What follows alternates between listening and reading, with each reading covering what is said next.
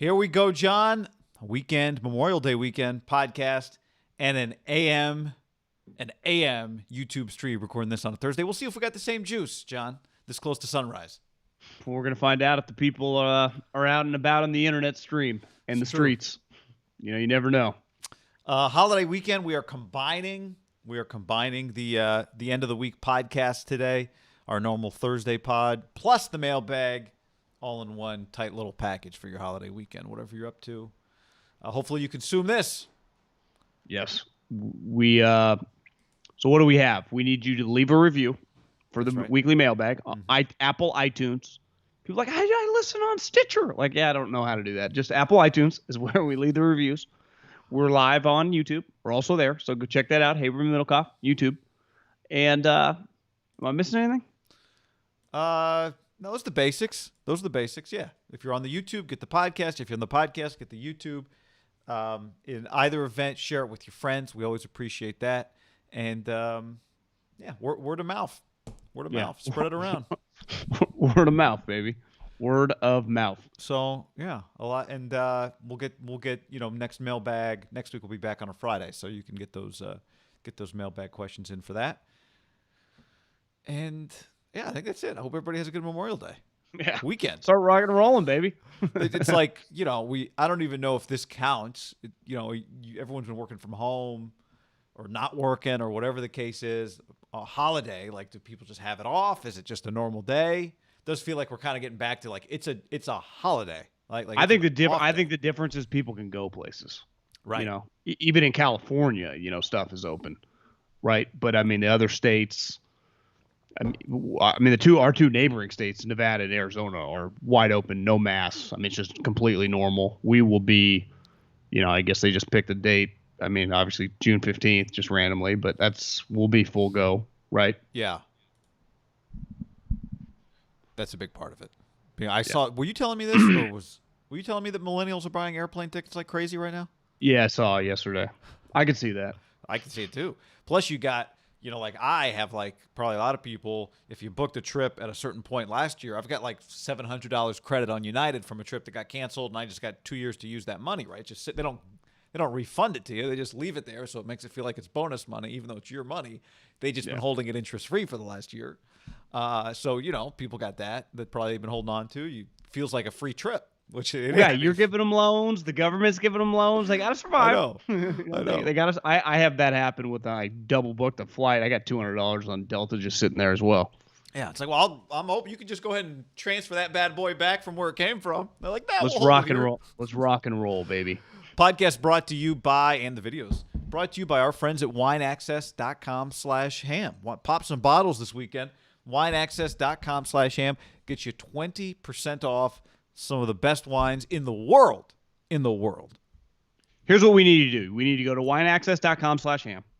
We need to order a bunch of wine and send them to people. Friends, parents, your wife doesn't know what's coming, your girlfriend, your brother, long-lost friends, you name it. There's no better gift than just opening your door and seeing several bottles of wine. You can get high-end bottles. You can get cheaper bottles that are still nice because they only allow nice bottles on their website. Wineaccess.com/ham. 20% off, guy. Talk about a haircut.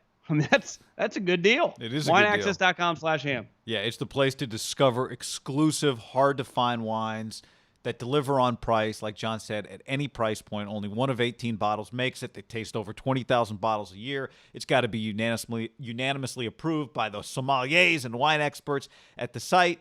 And you're going to get a guarantee. A guarantee. If for some crazy reason you don't like the bottle that you got, they'll replace the bottle. That's how confident they are. Send it to friends. Send it to yourself. Wineaccess.com/ham. I mean, you can send somebody. You think about the eye-popping amazement they're going to have when a box shows up. They open up, there's like 6 bottles of wine, and you spent like $100 on it because you got free shipping. You got the 20% off. I mean, it's fantastic. People have been drinking wine since what was that thing called? The Last Supper? That's a long time ago. People still drinking to this day. Get on it right now. Wineaccess.com/ham. Have yourself a sippy sip. We appreciate the support. Or bottles. Bottles. Wineaccess.com/ham. How about this, by the way, to start today, John? Little AM news. ESPN Diana tweets, the Atlanta Falcons have discussed several trade offers for Julio Jones, including an offer for a first-round pick. Per sources, there's a sense around the league a trade could go down as early as next week, which has kind of been the target, right, after June 1 for him. An offer for a future first-round pick, not several first-round pick offers. But, it could have been that they're the ones that broached the first-round pick, but a first-round pick has been discussed. That's the information. The thing with June 1 is you can just move the money back to 2022. Like, you can just allocate money for future years. That's all it is. It's not like you get to cut money off. You just get to push the can down the road. And we know the cap's up another 30 in 2022. Yeah, so for them, it definitely helps. But I laughed at some of the reaction that I think Florio wrote that the Falcons were mad. I understand, right? They think that's hurting their value or whatever. But the NFL was mad. Like, give me a fucking break. There is no chance. I can't see Goodell being like, I can't give no chance. Well, to me, I can see they're mad. You're talking about the Shannon thing. I can see they're mad in that it's just not the way to do. It's not the way you do business, right? If Julio doesn't know, you don't put him on speakerphone off the air, just around other people, right? Like, that's the funny one to me. Like, I would not put somebody on, even if I was not on television, I wouldn't put somebody on speakerphone around other people and ask them compromising questions so the other people could hear without telling. It's the first thing you say, hey, man, you're on speaker. And then someone's like, oh, you're on speaker with Jimmy in the car. Like, what's up, Jimmy?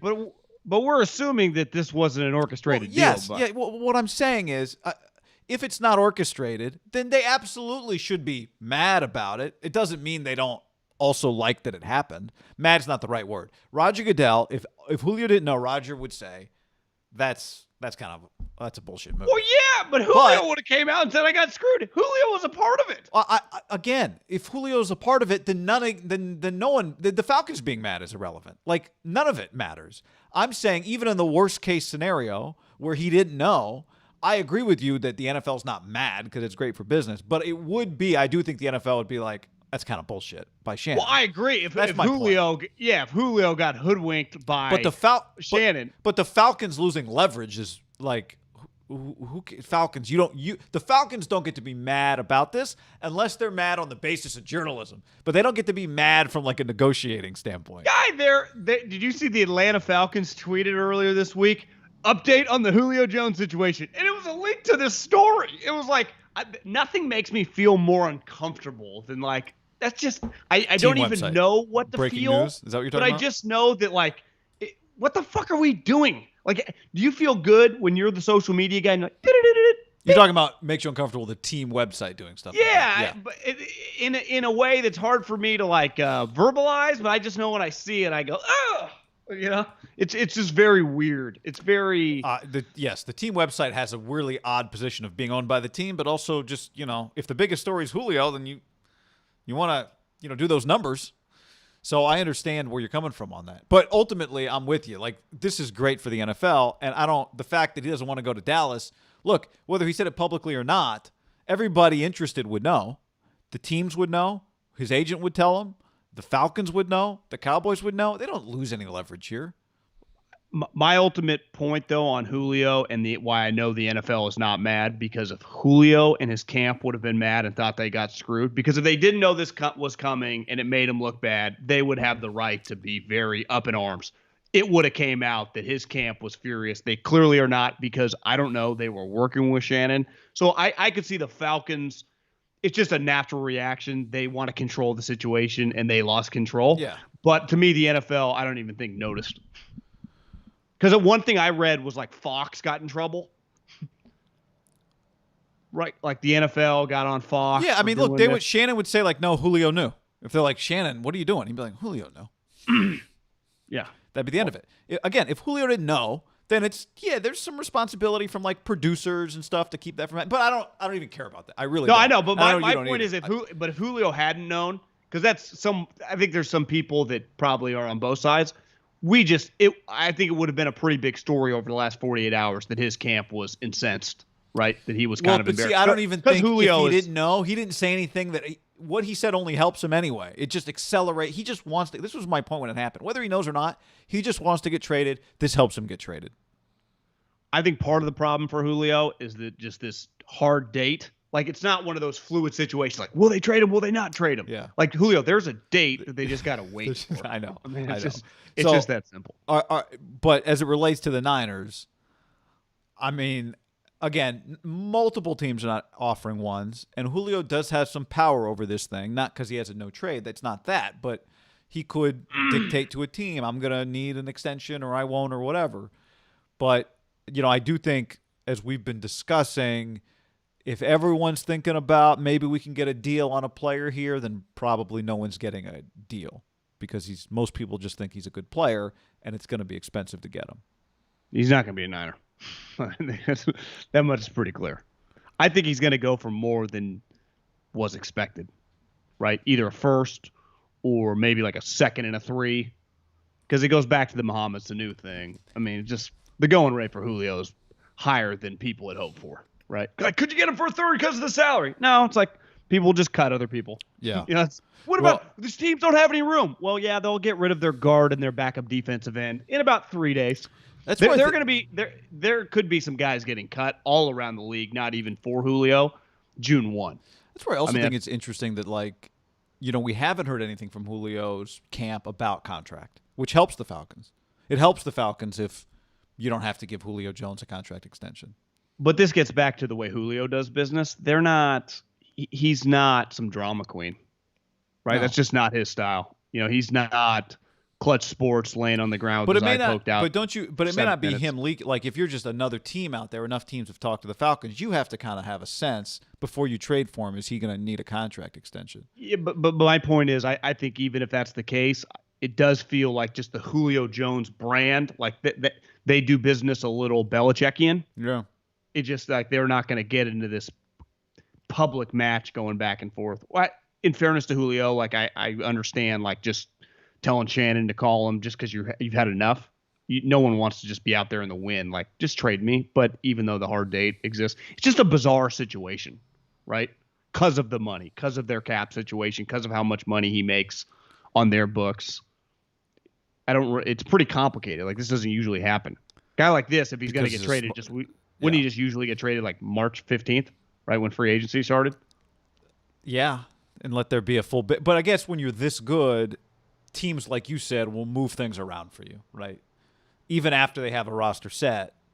Yeah, ideally you do this on day one, and then everything else falls into place behind the Julio Jones trade. But much like an Aaron Rodgers potential trade, people will move things, will push players off their roster as fast as they can if they can.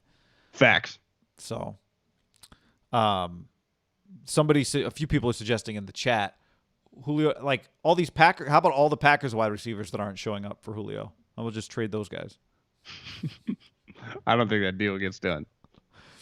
That's 3 players, 5 last names for Julio Jones. They got a lot of last names in that group. Speaking of Rodgers, let's talk about Aaron for a second, because there is this feeling between the OTAs. I think the thing I noticed, not just his singing singing Taylor Swift breakup songs, which I got the breakdown on that. Apparently it's like a Great Gatsby theme song where Taylor's thinking about an ex, saying it would have been fun if you were the one, but it's all in the past. She's moved on, but she starts thinking about him and how much fun it would have been if it worked out. That's the song he's singing. And Miles Teller, the thing that I noticed, Miles Teller's wife's Instagram post, the caption said, "It's fun trolling." That's the part that stood out to me. This whole thing is a game to Aaron. It's why Aaron's not being specific, because it's a game to him. He's making the Packers uncomfortable. He's making them squirm, and he's enjoying it. They made him uncomfortable when they drafted the quarterback. Well, that's right? kind of the team's job, right? Yeah, but Alex Smith says they should have called him. I think when you're an elite player,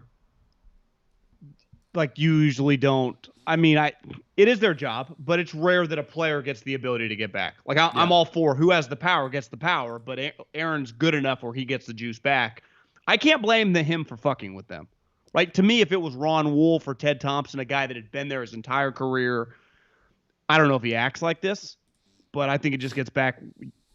When you don't respect the person, and I think a relationship with the GM and the players probably, for a guy that's relatively new, they probably just don't have one. It's fucked up if you do respect Matt LaFleur to do this, because puts him in a very, very tough spot. Right? It just does. Did you listen to Peter Schrager, flying coach? They had LaFleur and Robert Saleh on the podcast. I recommend it. It's a good listen. Wait. Flying Coach, isn't that Steve Kerr and Pete Carroll's podcast? Well, that was last year. The new one is Peter Schrager, McVay hosting coaches. Gotcha. And their first show was LaFleur and Saleh. And, McVay's the star of the show, but one thing, we know we're not going to touch the drama going on. Like, they refused to touch it. But one thing, he went above and beyond to kind of blow Aaron LaFleur. And it felt like a strategic thing to go on. But it's just a tough. I don't know what to do. I mean, it's a tough spot for him. I kind of feel bad for him. I know this. If his list was short. His list was the list we thought existed, draft day list, right? The Niners, the Raiders, the Broncos. Was there a fourth team? No.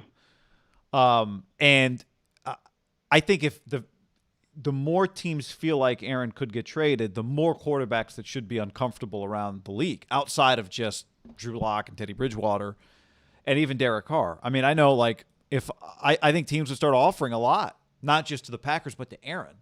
If you're the Titans, let's say, do you offer Aaron the Roger Clemens? Like, hey, man, road games, you can fly home. We'll have a FedEx. You go to L.A., we'll have a FedEx plane pick you up and bring you to Tennessee by Wednesday for practice.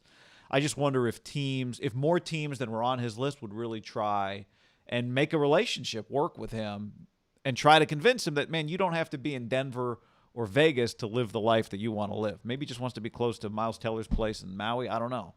But I just think that if this guy's really getting traded, John, is anybody we could make a shorter list of teams not calling than teams that are calling. And not just the Packers, trying to in some way get in touch with Aaron's agent, because it'd be in the Packers' best interest to tell teams, yes, you can talk to Aaron's agent. The more teams that are involved, the better it is for Green Bay. Yeah. You would just need him to capitulate to those demands. You would need capitulation. And he is – you're right. He's definitely trolling, but he's definitely just a different guy, right? Like, I don't necessarily think – I don't even know. I honestly, I'm kind of at a loss for what his end game is on this, because it could just be as simple as he wants to fuck with them, he's going to drag him through the mud and ultimately show up. Because it does not – they're not going to allow anything to happen until training camp. Right, you're just going to write it out, right, until he doesn't show for training camp, because he's not going to show for mandatory OTAs. Really, if you're them, you could just really let it play out. Like, if he's not showing up for camp, if he's not showing up for week one, it's not ideal. Are your receivers showing up? You would think, but there's really, unless you're getting Derek Carr, what are you really getting that you would need week one? Well, the one thing that they're going to have a better idea because of practice this year is they get to see Jordan Love. Now, granted, throwing to me, you, and 7 other guys, but he does get to practice. So you do – honestly, him not showing up to OTAs, you wouldn't have wanted him to show up to OTAs really anyway. Give Jordan Love all the reps. You would just want the wide receivers to get there. The moment the wide receivers don't show up, they have a legitimate problem on their hands. Marquez, Haberman, Middlecoff isn't showing up. Yeah. So just – what if they fall in love with Jordan Love? And this is where I think Aaron has some validity. Like, you guys will toss me to the curb. Now, Aaron, welcome to the NFL. All your teammates over the years have been tossed to the curb. But it's still, when it happens to you, we're all inherently selfish. Sure. You're not going to treat me like you've treated everybody else. And he's right, because, in the history of sports, they don't fire players, a.k.a. the great players. Like, they always fire the coach or the GM first. And this is where it does put the franchise in a precarious situation with him.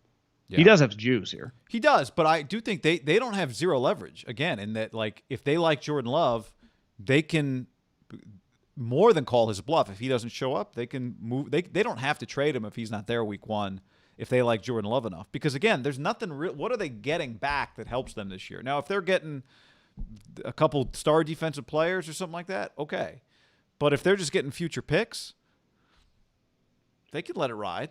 But to me, if you're him, you can't allow a trade where the other team is giving up more than sweet draft picks, because you're going to a team trying to win. He's not trying. But that's where the Packers, to me, leverage comes in. Are the Packers trading him for 50 cents on a dollar when he's under contract and he's coming off the MVP?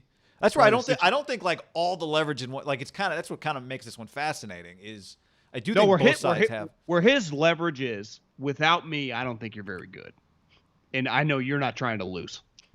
Right? You want me.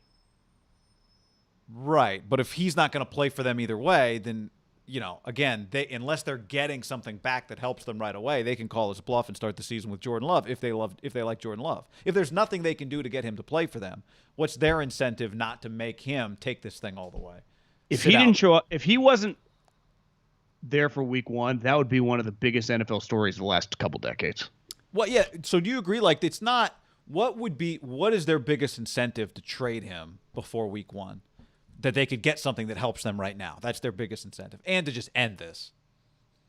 Yeah, I mean, part of it, I don't think you can get too caught up on that if you can get like 3 1s and 2 2s on like players now, right?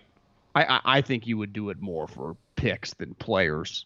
Because if you're him, you do not allow a trade with the Broncos trade Bradley Chubb. Like, it doesn't make any – it's always the thing with like NBA players. Well, I don't just swap a bunch of first rounders. Right. I want to go play with that guy. It's where this situation is really – it's where I'm not the biggest Matt LaFleur guy, though he's kind of earned my respect. He's won some games. He's in a tough situation. Really is. But, this is the unknown element here is Jordan Love good enough to play? Because if he is, if Jordan Love rolls out, looks good week 1, and Aaron Rodgers is, Was that a puberty slip? I thought puberty slip / like, making a point. Yeah, no. It happens, It happens. It definitely happens. All right, John, before we get to some mailbag stuff, let's tell the people about netsuite.com/ham. netsuite.com/ham. Stop running QuickBooks and run it in quicksand. The bigger your company grows, the faster you sync with outdated software that just can't keep up. NetSuite. NetSuite.com/ham. Yep, NetSuite helps you automate your key business processes and close your books in a fraction of the time. Think days, not weeks. In fact, 93% of surveyed organizations increased visibility and control over their businesses since making the switch from QuickBooks to NetSuite. Doesn't get any better, guy. Right now, NetSuite is offering a one-of-a-kind financing program only for those ready to graduate from QuickBooks. That's NetSuite by Oracle. Get a NetSuite by Oracle. Right now, one-of-a-kind financing program for those ready to graduate. Like John said, netsuite.com/ham. I started to jump ahead to the $75 credit you get when you sponsor your job at Indeed.com/ham. Indeed.com/ham. Do you have it? Yeah, I got it. I didn't know. We're already jumping reads. Okay, Indeed.com/ham. Here's the key, guy. We're all trying to make hires. We're all trying to help our business out by hiring the right people. It's tough. It's hard to find good people. Ask GMs. What Ron Wolf said, if you hit 50%, you're in the Hall of Fame. I think he said 333. I think he said 330. You don't even need to hit it for 333. Hiring's no different. I ain't working at your office. No. You need to have a better percentage. And Indeed makes connecting with the right people, hiring talent, fast and easy. That's the key. You can choose from 130 skill sets so you can find exactly what you're looking for, run some queries, and add requirements. You only pay for applications that meet them. So you can really just hone down exactly what you're looking for. How do you beat that? Yeah, it's a great point. We talk so much about GMs, hold them to such a high standard, talk about how hard their job is, but success is 1 out of 3 hit. If you're hiring at a company, 1 out of 3 of your employees being good employees is not a good rate.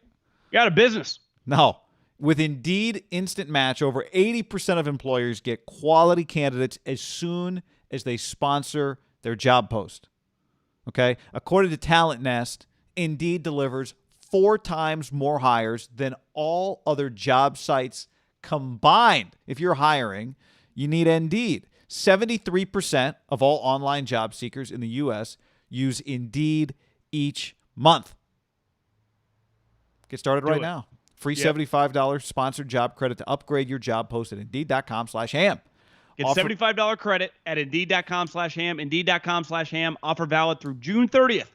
Terms and conditions apply. All right. Time for the mailbag. Did you see the ominous quote from Tiger? No. Today? Yeah, I saw Golf Digest, I think, tweeted it out. I don't think it looks great. Is it this quote, my physical therapy has been keeping me busy. I do routines every day, and I'm focused on my number one goal, walking on my own? I understand more of the rehab processes because of my past injuries, but this was just more painful than anything I have ever experienced. He's talking about the rehab is more painful Yeah. than any other, and he had debilitating back injuries. This has been an entirely different animal. Like I just said, the rehab process of the past injuries, but this was more painful than anything I've experienced. My physical therapy has been keeping me busy. I do my routines every day, and I focus on my number one goal, walking on my own, taking it one step at a time. Literally. You could argue, like, people are like, he's going to win again. If he is ever physically able to play in a PGA Tour event again, that's an incredible accomplishment. For walking 4 days, obviously in the practice leading up, what he'd have to do to get ready, kind of scary stuff. Obviously, it was with his accident, but I think we all hope for the best. And, I guess I'm just bracing. Like, he'll never, at least in the foreseeable future, like announce, I'm retired. But it might be like, maybe we never see him compete again. Yeah, I don't know. I mean, I've seen enough guys count it out, come at the Alex Smith thing. But you have to be. I'm not predicting that we wouldn't see him compete again. That's the beauty of golf is he does have time, right? But I would not bet against him. I'll say that. But I'm prepared for that. You have to be prepared for that. Yeah, sad deal. Man. Tough motherfucker, though. Hard to keep him out. Okay, mailbag time. Here's what you do. You go to iTunes, you leave us a review. In that review, you leave a mailbag question. I'll actually, since we got some people jumping on in the AM with us on YouTube, I'll start the mailbag real quick with this question from YouTube, John, from Q Crew. Would you rather be the world's best bowler or the world's best breakdancer? I got to tell you, I wouldn't use either of those skills very frequently. I haven't bowled in I don't know how long. I'd probably take breakdancing, though. Without question. Listen, if you like bowling, I'm sorry. I don't mean this as a slight. I hate bowling. I despise it. I can't stand it. You can make so much more money as the world's best breakdancer, right? Yeah, I think so. I mean, you could get on cruise, touring, and you could just do different things. Maybe you could just like go to concerts with famous artists, be behind them on stage. I feel like you're kind of capped. I mean, the greatest moment in bowling history is the one guy that always goes viral. That thing that Pete happened Weber. like a decade ago. Yeah, it's like okay, I'm the greatest. Pete, Bow to me. You got a strike. Good job, buddy. What was the one that happened a few months ago that Rob Stone went nuts on? Was it like a 1/8 split or something? Never happened before. Remember that one? I didn't see that one. It was like the ends of the two pins. I will click on a lot of content, right? There's sports content gets me to click. Usually Instagram limited clothing gets me to click. I mean, there's some basic things with men that get me to click. Bowling is an immediate swipe by. Okay. Pete Weber, I do enjoy the Pete Weber viral. I'll give him that. Here we go. That's enjoyable content. Time to dive into the mailbag, John. First up from Jiffy Park. Jeff Wilson out 4 to 6 months. Is it all happening all over again? Love the pod. Keep grinding. JL or JI? Jiffy Park. Yeah, good news. Very deep running back room. My first thought was that when I saw the Jeff Wilson injury was, all right, Niners are okay. Plenty of running backs. This person, Jiffy Park, comes at it from a more historically scarred position, which is last year there was the most injured team in the league. Is this about to happen again? Well, he got hurt last year, didn't he? Remember, he had a high ankle sprain on a touchdown, and now he did provide 11 touchdowns the last 2 years. It's not nothing, right? I mean, he had 7 in 12 games last year, right? And he had 4 the Super Bowl year. So I mean, the guy has produced, but like not for long. They drafted 2 running backs, and I like the guy. He's actually much better than you can't ask for much more out of an undrafted free agent, but nature of the position. Kyle goes through some running backs.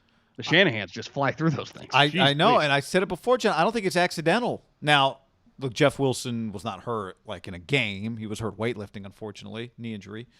But there's something about the way Kyle keeps them fresh that gets them to run extra hard, which always feels to me like it subjects them to the potential of injury because they all run so hard. I put Debo in this camp too. Like, I've said this a million times. The more balls Debo can catch that have been thrown through the air and not pushed to him on a sweep or a screen, the better off he is. Because it's a collision sport for everybody.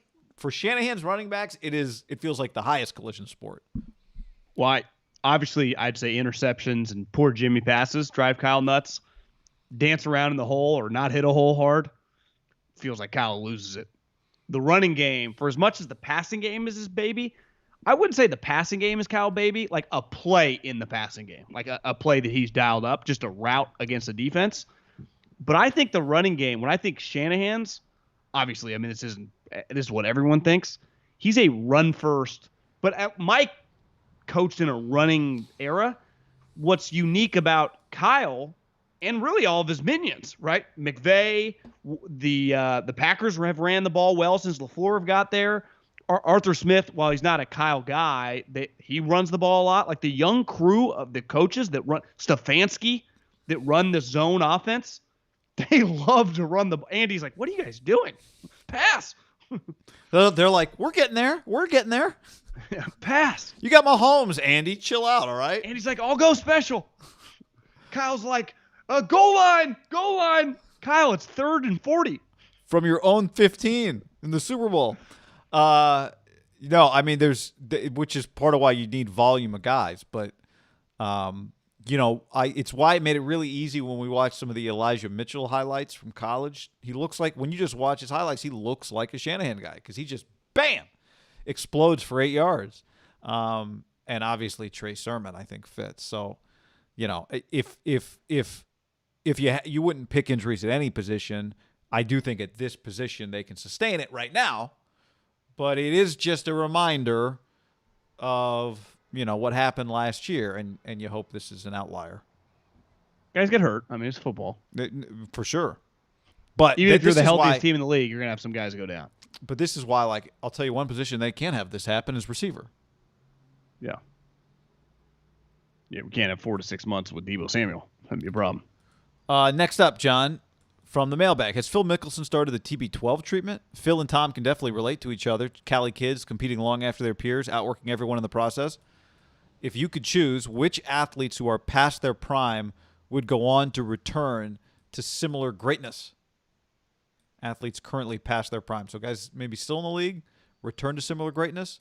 Can we get Lincecum back? But I don't know if he counts. He's not really – he didn't age out of the sport. His body just kind of gave out on him. I think one guy, now we just mentioned him, he had a car accident, but I would imagine that Tiger did not approach in a weird way because he was a physical fitness freak, but I think he was doing it in the wrong way. And I mean, guys around him admitted, like, Tiger, you can't train that hard. Tiger, you can't you're doing yourself a disservice, right? And I think the difference between TB12 and even Phil, the one thing that's really come into light, I'd say, in athletics is under, stretching and giving your body recovery, right? That's become a huge kind of in vogue thing over, what did you say, the last decade? Yeah. Where when we were growing up, it was like lift, eat, lift. It's like, Jesus. Now we just sleep. Sleep's a big thing. Stretch. Phil is extremely flexible. Yeah, I think I heard Bones was on the No Laying Up podcast. He was pretty good. He said Phil, one thing, his swing, he's flexible, but like Freddie Couples, it's really long. But unlike Freddie swings soft and nice and smooth, Phil swings hard. He's just like, it's a swing that he's not going to have many injuries. Tiger was much more, just dramatic and just, I don't even know what's the word? Violent. Yeah, very, very violent. Phil's is quick, but it's very just all one motion. It never feels like he gets stuck. Tiger, even when he'd spray it sometimes, it was just like, whoa. Hey, yeah. And you see that with a lot of golfers. Football, I mean, I think you see it with Rodgers' body running around Miles Teller with his shirt off. Like, he's a guy that's probably going to age pretty well. Yeah, he looks like it. You watch him move, he looks just as fluid as he ever did when you just watch him move on the field. Breeze, I'd say Breeze he's young, but Mahomes is a guy. I guess this doesn't fit in this, but I can see Mahomes having a long career. As long as he doesn't have any significant injuries, right? His body seems like it's built to last as long as nothing unexpected happens. It does feel Breeze like would be the guy I would pick for this. I could have signed up for 3, like prime Breeze, not prime Breeze, but better than the last couple of years of Breeze for like 3 more years would have been good. He did go 40. Well, I know, but if he could be 44, that would have been ideal. My pushback would be I think it's hard for average arm guys to maintain it longer. Yeah, that's what I'm saying. I want him to maintain his average arm. His arm went below average at the end. Yeah. Kershaw would be one. He's still humming though, isn't he? Yeah, he's good, but I want like prime Kershaw. I would like that a few more years, but he's still going strong. Yeah. Next up in the mailbag. Jesus. Holy hell. We need these double spaced. Been listening to you guys for a couple of years. Love the pod. Born and raised in Sac. Graduated high school around your time. Went to Jesuit. Oh, this is another 916. Yeah. You guys talk a lot about the importance of the Niners maximizing their window with Trey Lance on his rookie deal. While I completely agree that's the ideal scenario like we've seen with Mahomes and Russ, it seems like you think the Niners should move on from Jimmy as quickly as possible to get the benefits of that. As Middlecoff would say, my pushback would be that if Jimmy is still the starter at the end of the year and potentially leading the next year, it means one of two things. One, Trey isn't ready, which basically means a disaster, and having Jimmy is a blessing. Or two, Jimmy is playing at a really high level, and they either went to the NFC Championship game, Super Bowl, or won the entire thing. I guess my point is, if the latter is true, particularly if they win the Super Bowl, who cares if they aren't maximizing the rookie talent, since winning is the whole point? Thoughts? I just think we talk about stuff sometimes in extreme scenarios. Like, if you could just get him to be Mahomes, well, what happens if Jimmy wins the Super Bowl? If Jimmy wins the Super Bowl, we'll deal with that problem later, right? In all likelihood, that's just, if we play the odds, that's not the scenario we'll be dealing with at the end of February. But if it is, then you'll figure that one out later.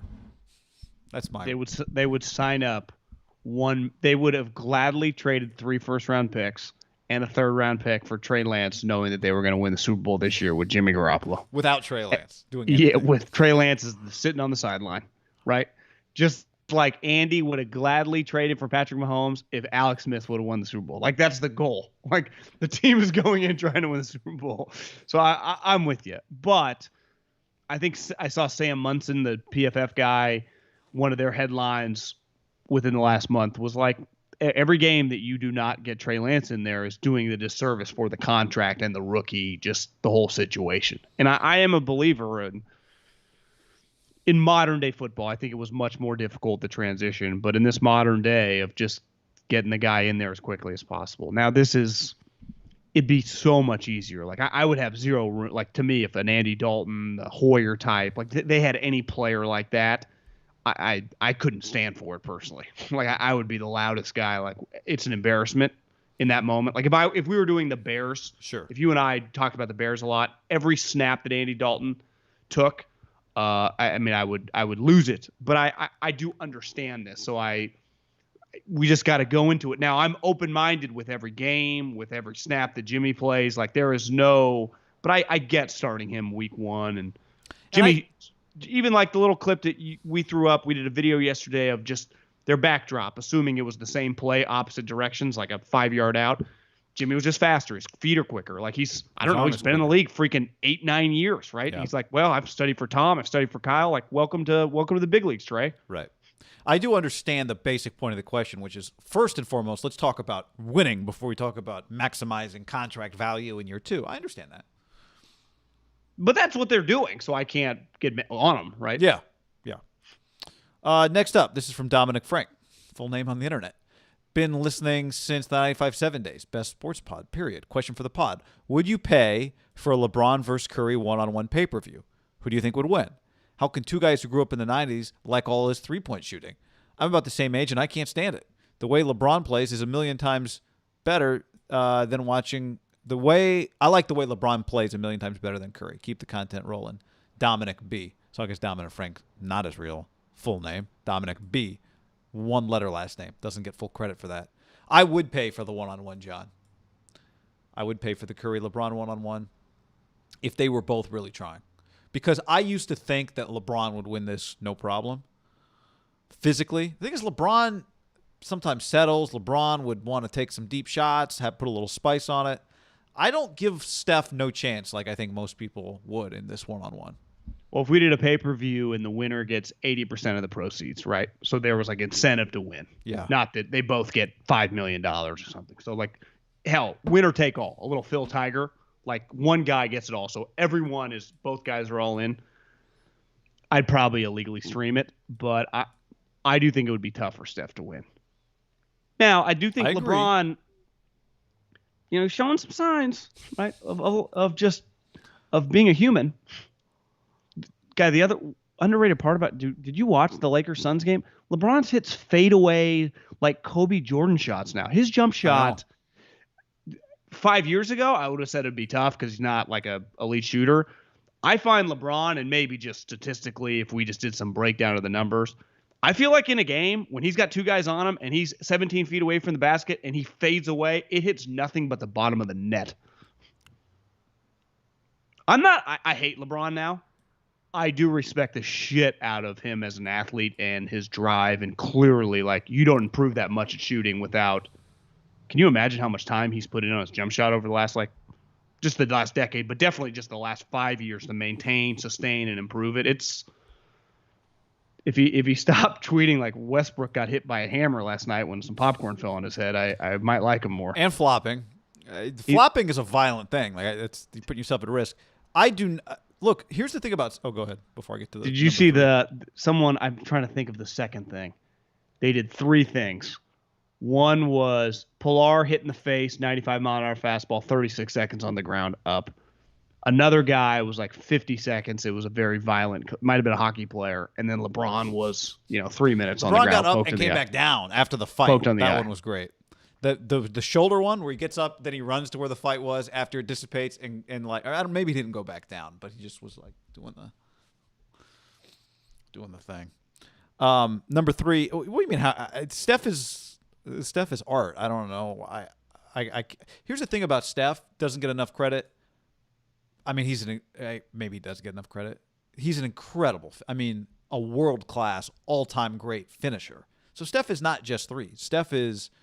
Some of these shots, when you watch Steph, in the same way you're talking about watching LeBron hit threes, when you watch Steph, you can picture his off-season work because you see shots that only somebody who worked on it a lot could pull off. Push shots from the free throw line.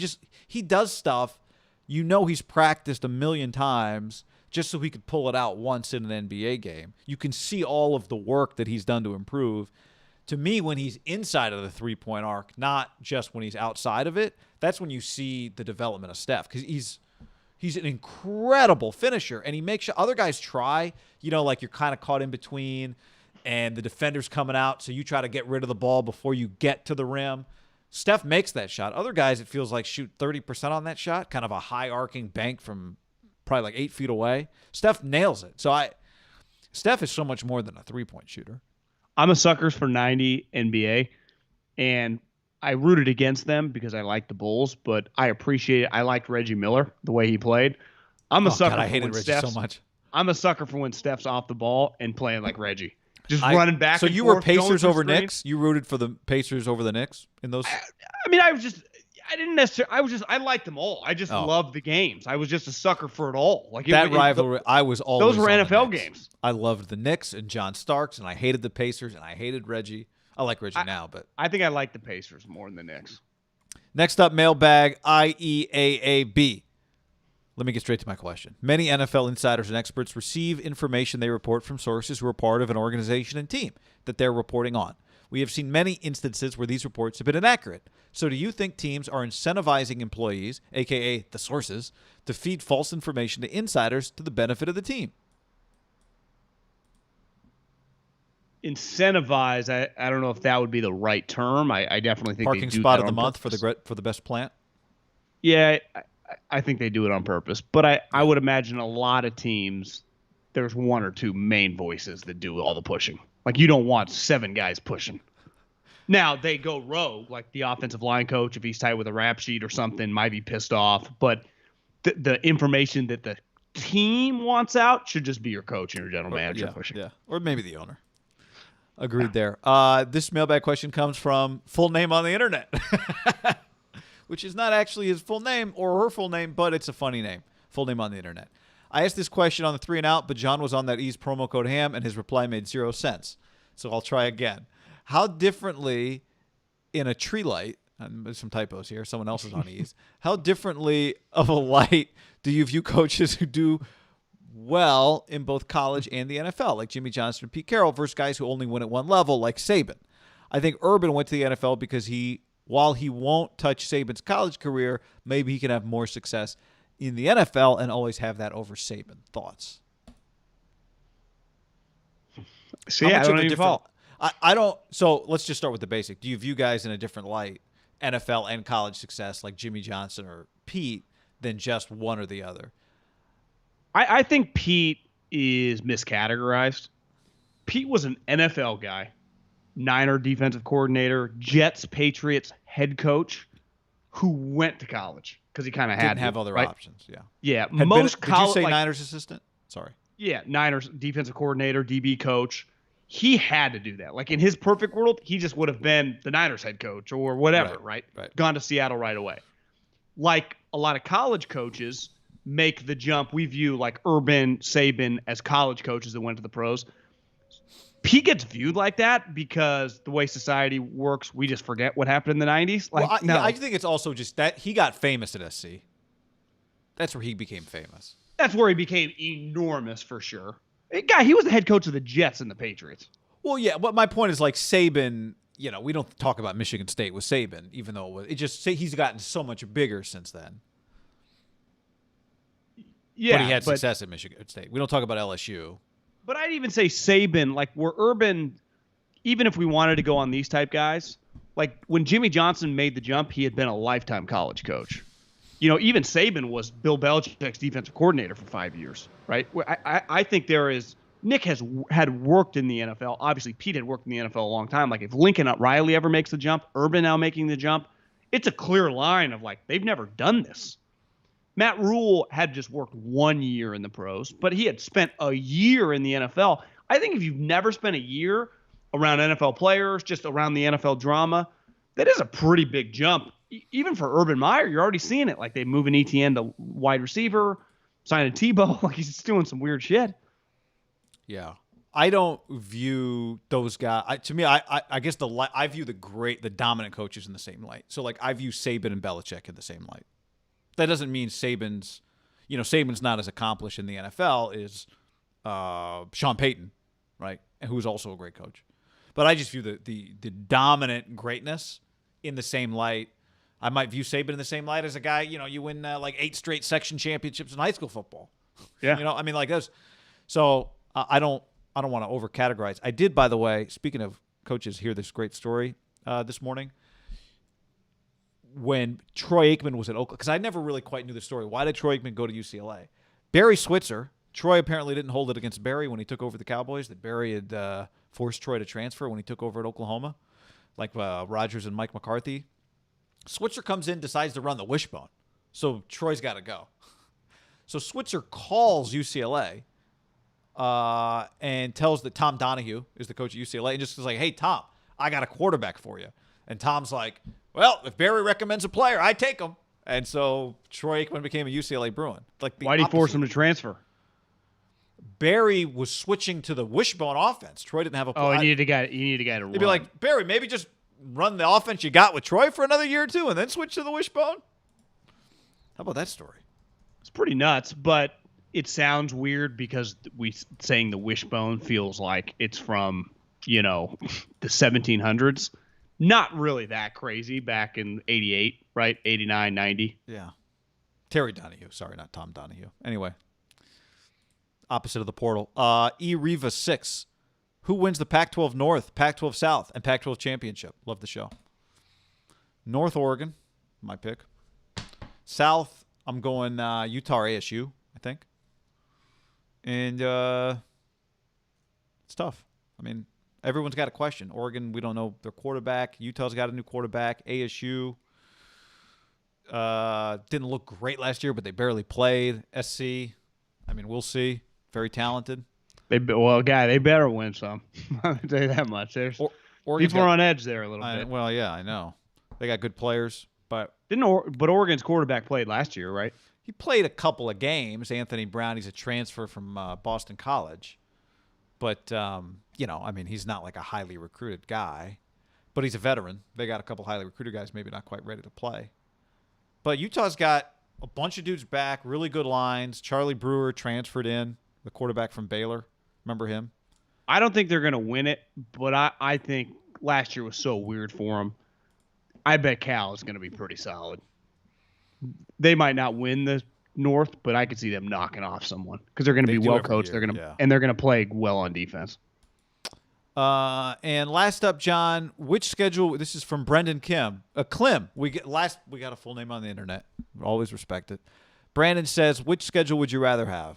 The Cowboys, who play the 2 best teams in the league, and the rest are pretty mediocre, or the Niners, who play the 6 worst teams, but they also play more playoff teams? I know the division plays a huge role, but if you could choose, which would you pick? Let's take a look at the Cowboys schedule real quick here. Yeah, I mean, part of it is you get the Eagles, the Giants, and Washington, right? So your division stinks. I think you'd always, if you told me at the beginning of the season, 6 of the games are going to be teams that are going to draft in the top 10 of the NFL draft, I would take that. Because if I'm good, I should split with good teams, right? So if I can go 5-1, my other 11 games, if I can go 6-5, I'm at 11 wins. Yeah. Right. So Dallas. Was he saying like they play the Chiefs and they play Tampa week 1. They play at New England. Not the Chiefs. They don't play the Chiefs. So maybe New England. Oh, they do play the Chiefs. I'm sorry. They do play the Chiefs. And they play at New England, which I don't love. My first inclination was I'd rather be in the Cowboys division, just based on division. I would take the Cowboys schedule every year just because, guess what? All you got to do is win your division. It doesn't matter if you win your division with 8 games. You win your division, you go to the playoffs. I think you'd sign up for the teams the Niners play, though. The Lions, the Bengals, the Jags, the Falcons. Yeah. I mean, they get the Panthers, the Giants, the Texans, Broncos. I'd rather play the Texans than the Broncos. They play the Cardinals. They play the Eagles. Yeah, I don't know that their schedule. They play the Saints. Did I say that? They play the Raiders, Minnesota. I don't know if their schedule's that easy. At the Chargers, I don't love that. That's a sweet week 2 game though. Cowboys at Chargers. That is sweet. I think is that Sunday night? Nah, it's on CBS. Damn it. Something tells me Sunday night week 2 will be good. We can go back and NFL national schedule. If I remember correctly, I think it's like Giants-Eagles or Giants-Redskins football team. Yeah, I guess you do have to sneak the Giants in there early, don't you? What is it? Someone Chiefs, DM me. Ravens. Yeah, that's pretty good. That's a pretty easy one. Monday night is Lions-Packers, though. NBC's like, we'll take that. That week 2, John, you got we'll have Patriots at Jets. I mean, all of a sudden interesting, Zach Wilson. You got Niners at Eagles. So week 2, Rams at Colts, Raiders at Steelers, Bengals at Bears. Good game. Texans at Browns. You sold Bengals at Bears pretty good right there. Bengals at Bears. Well, I mean, Joe Burrow, Justin Fields, come on. But the headline games, Titans at Seahawks, Cowboys at Chargers, Chiefs at Ravens, Rams at Colts. That's pretty good. I'm in. Is Antonio Brown on the Steelers still? The Raiders going to go No, there? he finally, I saw he signed like 2 days ago. He's like, I'm back. It's like, Jesus. They were in a rush to get you signed, buddy. He was just weighing his options. Yeah. All right, so there's our mailbag for the week. Get your mailbag questions in for next week. That was a podcast / a mailbag. And, share it with your friends. Tell your friends, tell your friends, tell your friends. And we appreciate that. Anything else before we all head off for Memorial Day weekend? Well, happy Memorial Day. Happy, just smile this weekend. We just need more peace and love in this world. We're going to have a Memorial Day stream. Monday morning we'll be doing the podcast. Monday morning. So we'll see what happens. We'll find out who's here for that. Yeah. Hopefully you. All right. Thanks for hanging, everybody. See you. Have a great weekend. Later.